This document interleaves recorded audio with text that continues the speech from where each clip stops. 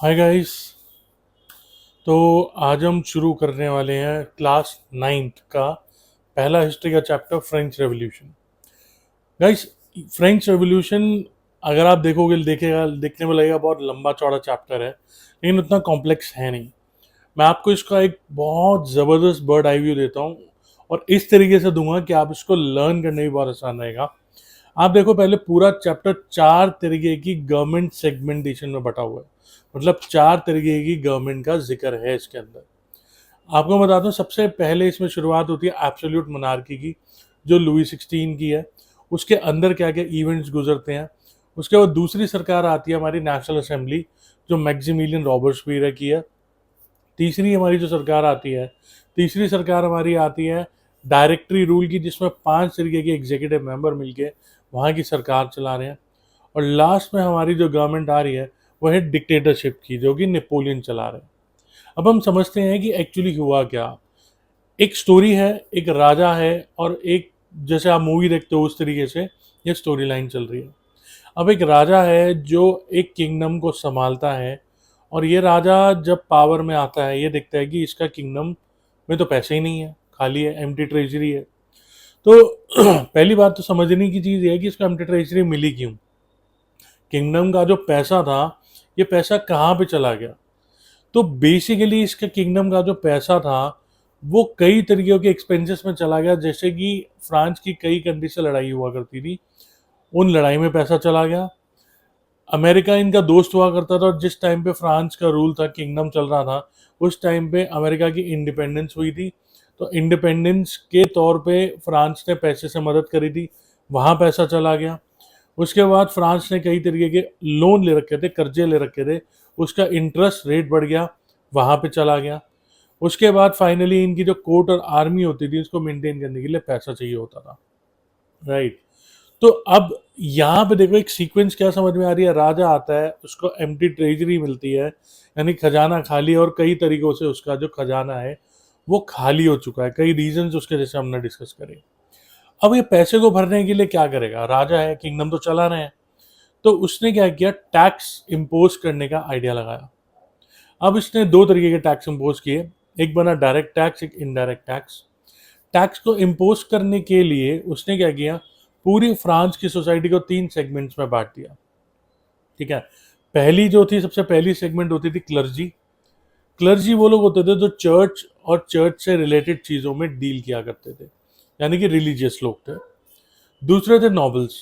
Nobles वो थे जो राजाओं महाराजाओं के साथ कई चीज़ों में डील करते थे। तो ये लोग रिच लोग, पैसे वाले थे, और राजाओं से कनेक्टेड थे, उनको नॉबल्स बोला जाता था। एक तरीके से आप समझो कि ये राजाओं का राइट हैंड हुआ करता था, राइट। तीसरा सेगमेंट था थर्ड एस्टेट। थर्ड एस्टेट कहने को तो एक ही कैटेगरी थी, बट उसके अंदर भी सब कैटेगरीज में दो टाइप के लोग रहा करते थे। एक तो वो लोग जो किसान है और ज़्यादा पैसे नहीं है उनके पास, और उसके अलावा एक और कैटेगरी थी जो पढ़े लिखे थे, ठीक है, बिजनेस क्लास के लोग थे, और उनके पास थोड़ा सा पैसा फिर भी था, जमीन थी, पैसा था, अपनी उनकी ज़िंदगी फाइनेंशियली अच्छी चलती थी। तो राजा ने यहाँ पे ये डिस्कस किया कि भाई जो तीन स्टेट्स की बात करी, फर्स्ट स्टेट, सेकंड स्टेट और थर्ड स्टेट, इसमें जो टैक्स इम्पोज होकर जो लगेगा वो सिर्फ थर्ड स्टेट के लोग ही जो टैक्स देंगे। उसका कारण ये था कि थर्ड स्टेट के जो लोग हैं उनकी पॉपुलेशन ज़्यादा है, और वो लोग ही टैक्स पे करेंगे।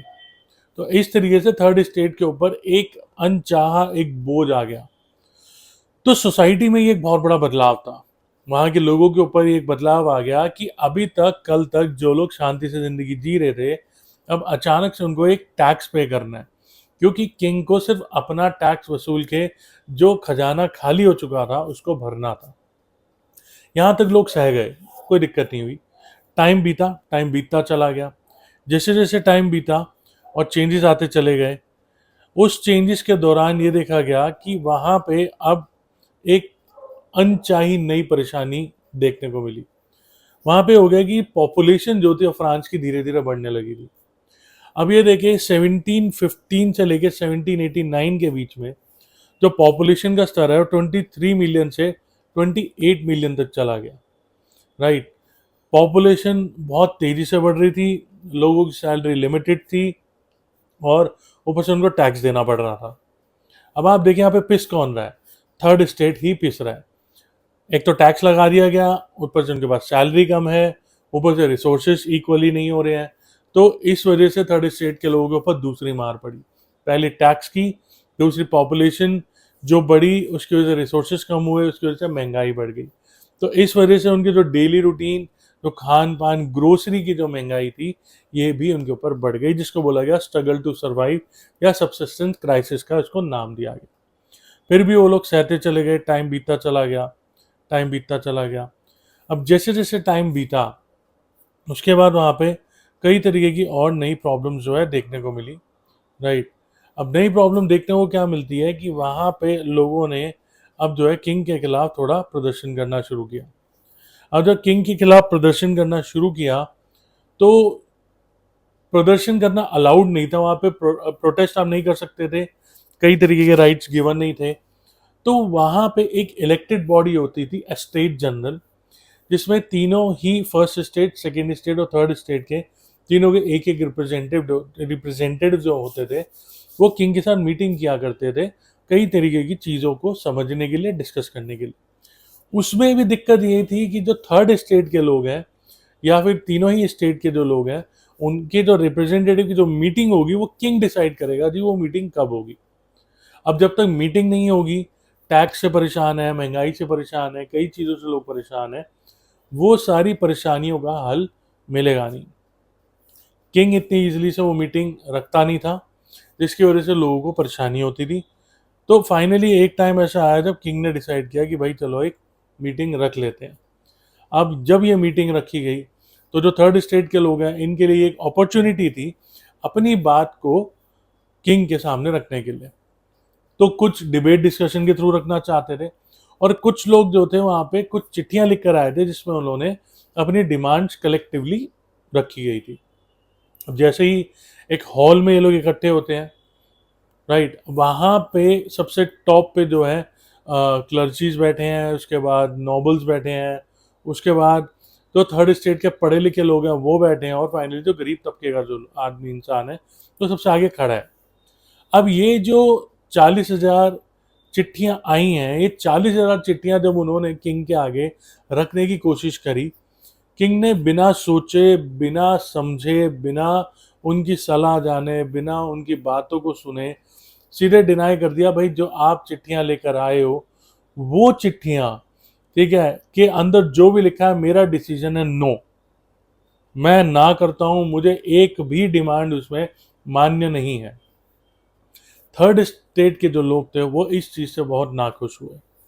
जब थर्ड स्टेट के लोगों ने अपनी इसमें नाराज़गी दिखाई, तो थर्ड स्टेट के लोगों ने क्या किया, डिसाइड करा, जो उसमें पढ़े लिखे लोग थे और वो कहीं अच्छी फैमिली से बिलोंग करते थे, उन्होंने डिसाइड किया कि भाई नहीं, अब हम यहाँ से निकलेंगे, टेनिस कोर्ट में इकट्ठा होंगे और वहाँ पे जाके अपना खुद का फ्रांस का एक कॉन्स्टिट्यूशन बनाएंगे, और वो कॉन्स्टिट्यूशन के तहत अब देश चलाएंगे, और हम किंग की किसी भी बात को नहीं मानेंगे और हम खुद की सरकार बनाएंगे। इस चीज के बाद वहां पे नेशनल असेंबली का गठन होता है, नेशनल असेंबली फॉर्म करी जाती है।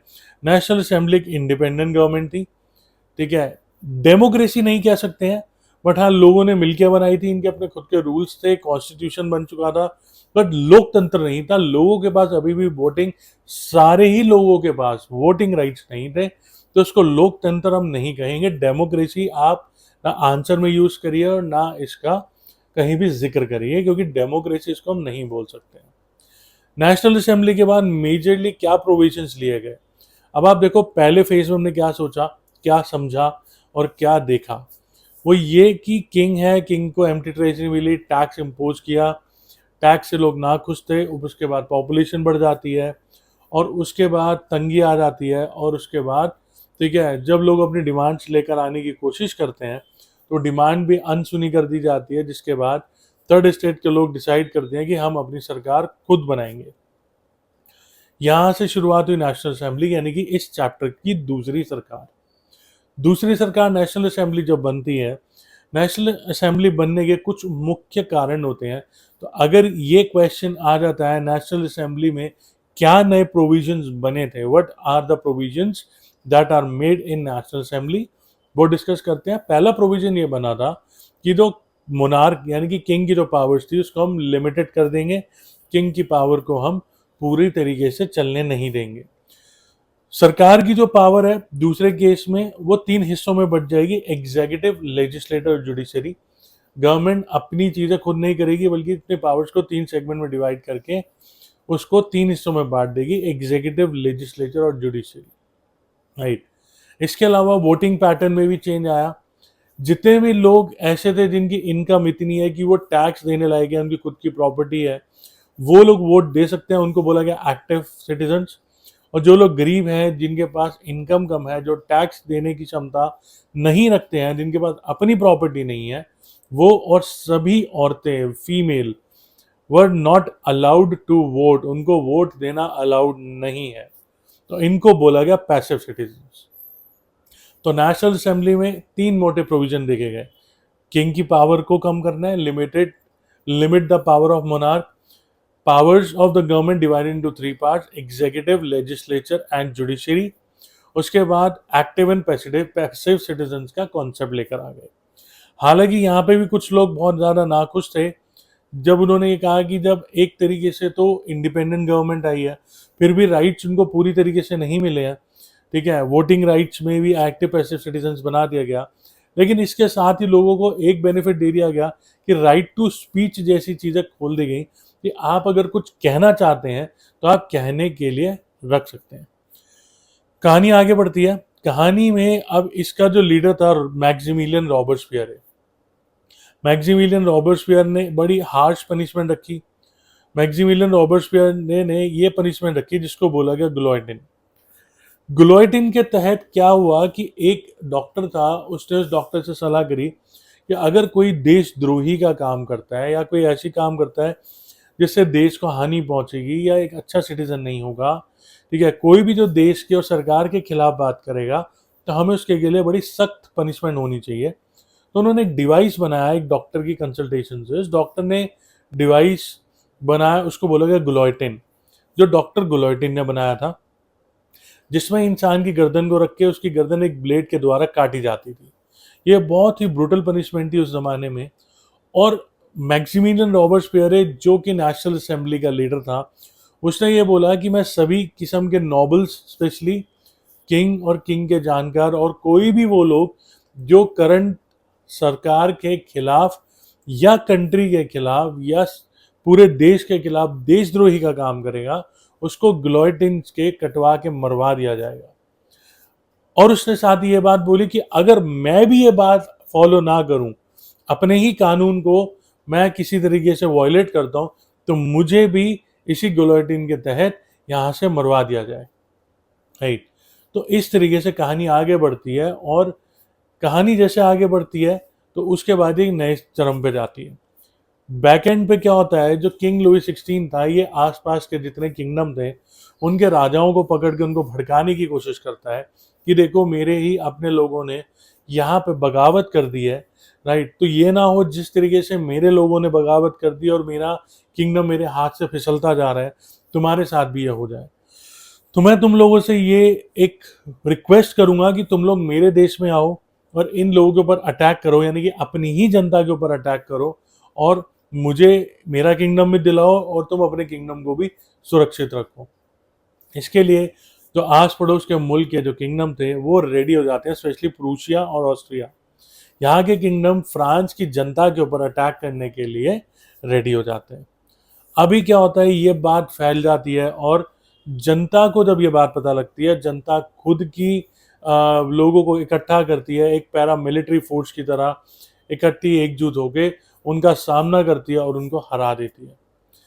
यही बात आगे जाके क्या होता है, मैक्सिमिलियन रॉबर्सपियर तक ये बात जब जाती है तो वो किंग को ऑर्डर दे देता है कि किंग को गुलोटिन से मरवा दिया जाएगा क्योंकि इसने देशद्रोही का काम किया। तो गुलोटिन का सबसे बड़ा जो एक तरीके से पनिशमेंट जो मिली वो किंग को मिली सबसे पहले।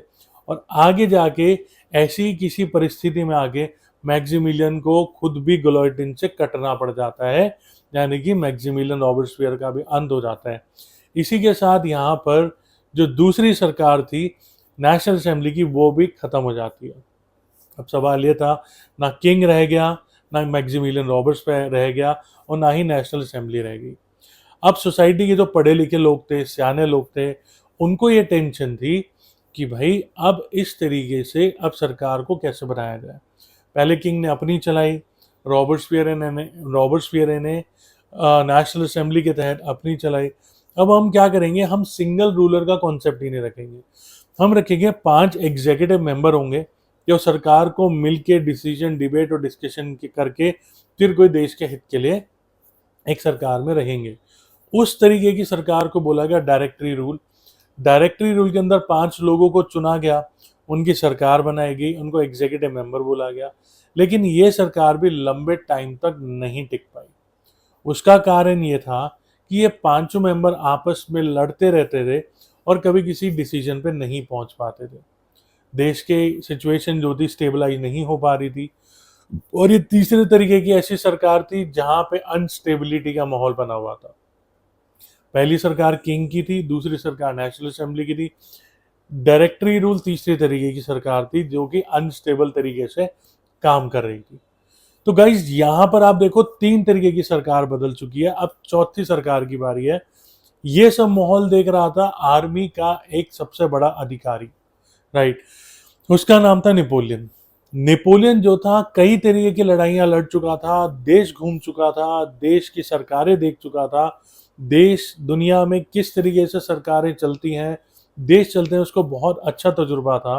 अपने देश के ताज़ा हालात देखने के बाद नेपोलियन को ये लगा कि जिस तरीके की सरकार फ्रांस में ज़रूरी है, मुझे आगे बढ़ के इसको टेकअप करना पड़ेगा।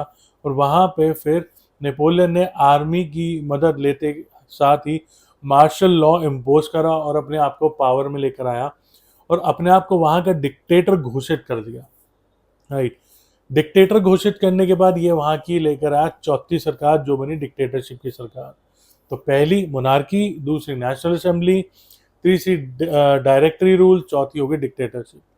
अब नेपोलियन के आती होता क्या है, नेपोलियन के टाइम पे ये देखा गया कि नेशनल असेंबली में कई तरीके की जो स्लेवरी थी उसको ख़त्म कर दिया गया था।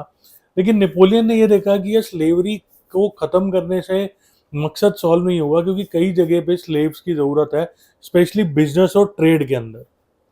तो नेपोलियन ने ट्रेड को री इंट्रोड्यूस किया और उस जिस तरीके से वो लेकर आया, उसका मानना ये था कि स्लेव्स को हम पर्सनल लेवल पे यूज़ ना करके उनको सिर्फ हम ट्रेड में यूज़ करेंगे, क्योंकि उस टाइम स्लेव ट्रेड एक बहुत बड़ा ट्रेड था और अफ्रीका, अमेरिका और यूरोप समेत इनके बीच में कई तरीके का ट्रेड हुआ करता था, जैसे कि कॉफ़ी, रबड़, शुगर ऐसे, और इसी तरीके से स्लेव्स को भी खरीदा और बेचा जाता था।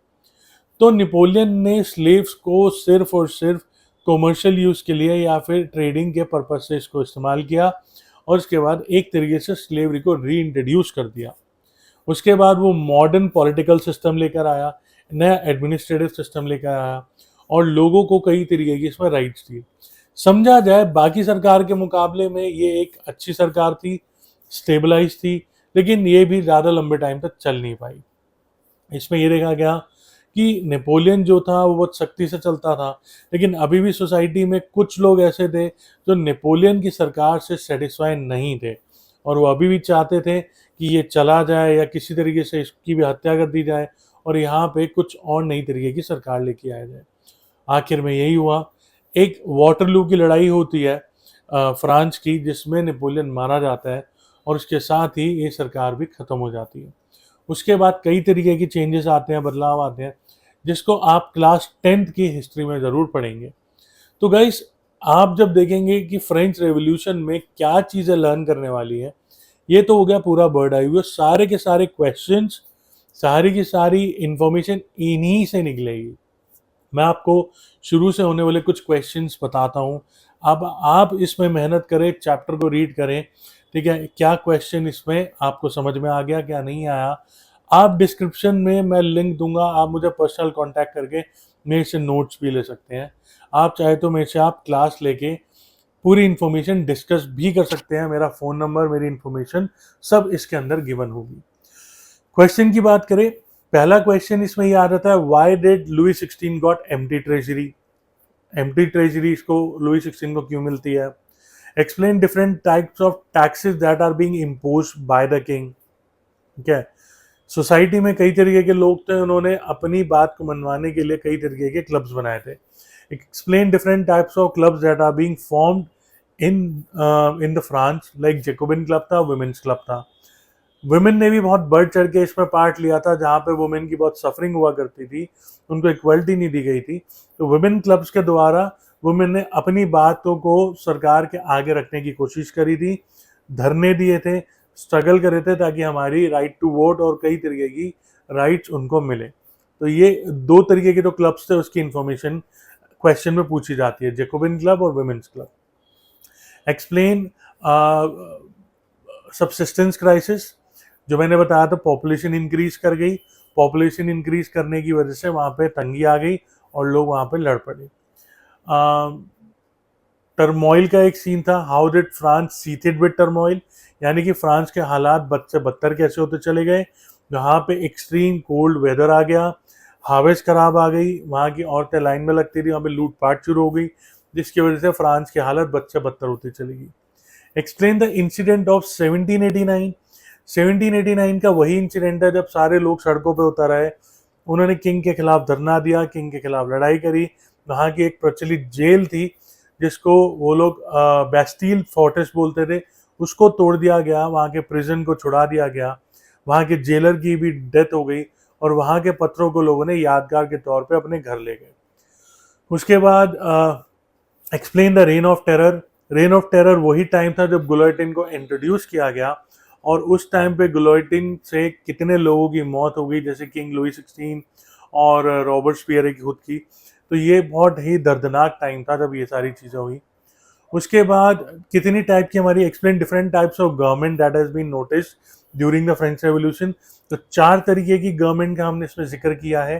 पहली मोनार्की है, दूसरी नेशनल असेंबली है, तीसरी डायरेक्टरी रूल है और चौथी हमारी डिक्टेटरशिप है।